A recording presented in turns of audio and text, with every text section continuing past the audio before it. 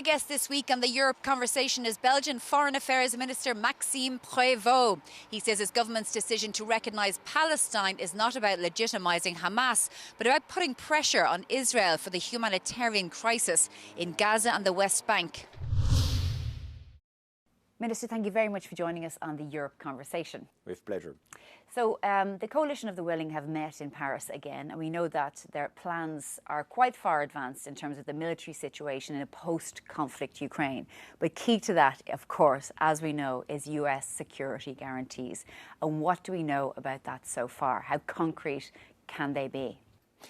That's a good question, and frankly speaking, when I was in Odessa last week, I discussed with my Ukrainian counterpart, and he explained to me and to my colleague coming from Luxembourg and the Netherlands, because it was a Benelux mission, that US and especially President Trump and Secretary Rubio made strong commitments related to this not only guarantee but really legally based backstop. So that's something which should be normally like an Article 5, let's say, way of thinking. Of course, till now, I didn't see any paper in order to identify whether or not it is enough strong in order to give to Ukraine certainties. But I think that it's important also that the US play an important role, but of course Europe also have to take responsibility. From the Trump perspective, how reliable can these security guarantees, this backstop, be when we know over the past few weeks in particular we've seen him change his mind over things like a ceasefire? And look, at the end of the day, it's not Article 5 because Ukraine is not in NATO. Yeah, it's really the core aspect of the current negotiation. We need to draw the framework of potential US intervention, where, how, when, and it's true that when we discuss with Washington, there are several times change of way of thinking, let's say. So it will be really important to have strong commitments on paper in order to be sure that what US have mentioned will be correctly executed in the advantage of Ukraine, of course. From a Belgian perspective, in the last few weeks, we've seen the European Commission really pushing for an updated scheme to take the 200 billion euros of frozen assets that Russia has in Europe, mainly, in particular in Belgium. And it's really sort of, the momentum has grown since the recent attack in Kyiv, particularly against the European Union's offices and so on. Is the Belgian position for moving on this? Frankly speaking, and I clearly mentioned it once again in Copenhagen last week, confiscated those Russian sovereign assets is really not an option for Belgium. And maybe changing also the strategic investment of the current assets frozen in Brussels is also not an option for Belgium. Because when we analyzed the two options, we have many experts underlying the high risk, both legal, financial risk it can generate if we decide to confiscate. Of course, it will be a very bad signal to other countries worldwide. Some of them also have assets, sovereign assets, in Brussels or in other places in Europe. And so we consider that confiscated those immobilized assets should trigger the financial places, should generate some disturbance and erode also the confidence, the trust in the euro. So it's really something that should create huge bad impact, systemic consequences Yeah. for the credibility of the European financial places, according also to the European Central Bank. So it's why I express the fact that Belgium will not take this risk and certainly not alone. Belgium has announced, you have announced as Minister of Foreign Affairs in Belgium, that Belgium will eventually recognise Palestine. First of all, the reaction to that from the Israelis for other governments since October 7th is that you're rewarding terrorism, because the offshoot of October 7th is that several countries have decided to recognise Palestine. What's your response to that criticism by the Israeli government?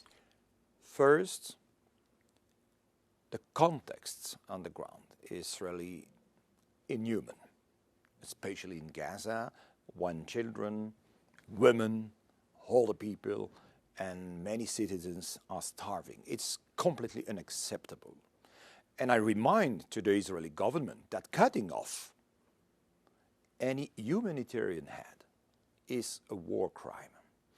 And so, saying the fact that the Israeli government intend to launch new processes, not only for the total military occupation of Gaza, but also for the expansion of new illegal settlements, especially in West Bank. We would like to send to the Israeli government, of course, but also the world diplomatic world, a strong political signal. But in the same time, we will consider that the moment for Belgium for officially recognize the state of Palestine will come later, when two conditions will be meet in order to avoid precisely to give the impression that we would like to reward Hamas. And so that's the release of all the hostages, and also the fact that Hamas is out of any governance of Palestine. That's two conditions for a formal and legal recognition of the state of Palestine for Belgium. So let's look at what we heard from Kaya Kallas, the EU's foreign policy chief. She said that the US's unshakable support for Israel means that Europe is a little inhibited in what it can do. But in particular, when there has been some proposals, such as the most recent one from the European Commission to partially suspend Israeli access to Horizon, the main obstacle is Germany. Germany has refused all along to any sort of progress in sanctioning Israel for what the EU even regards as breaches of international law. Of course, I respect the sovereignty of whole government to take decision, and I understand why Germany doesn't want to take sanction against Israel for historical reasons. We know that, but I've also seen that Germany has decided to, for instance, take strong commitments regarding the export of weapons to Israel. So the lines are moving, and maybe we will be able to achieve extra results. I think it is important also for the credibility of the European foreign policy. Frankly speaking, this credibility of the current foreign policy is collapsing. And it is not the fault of Kaya Kallas, let me be clear. I really underline his strong involvement for leading the foreign and security policy of Europe. But for many of our citizens, it's quite difficult to understand why, especially regarding the situation in Gaza. It is impossible for the EU to take strong decision. It's, they don't understand why we are not capable to take specific sanctions, seeing the different images we are looking when we open the television. One of the other things that you're going to do is stop importing goods from illegal settlements in the West Bank. Slovenia has done this. Ireland is doing something similar. Norway has done something similar in relation to boycotting sort of settlements. But the backlash has been quite severe from the United States and Israel. Those countries have been threatened with sanctions, for example. Of course, we have concerns, but frankly speaking, it's quite difficult to refuse to act according to our legal obligation. When we face the current situation in Gaza, only because of some fears related to economic aspects. Of course, we have the impression that the decision take is a courageous one, but also a needed one. And I hope that the US will not take, let's say, kind of sanction against the countries which decided to act like this in order to respect the international law, the humanitarian law, and trying to push pressure on Israel, not on the people of Israel, of course, because we also have at Belgian level taken some strong commitments in order to fight against any anti-Semitism, for instance.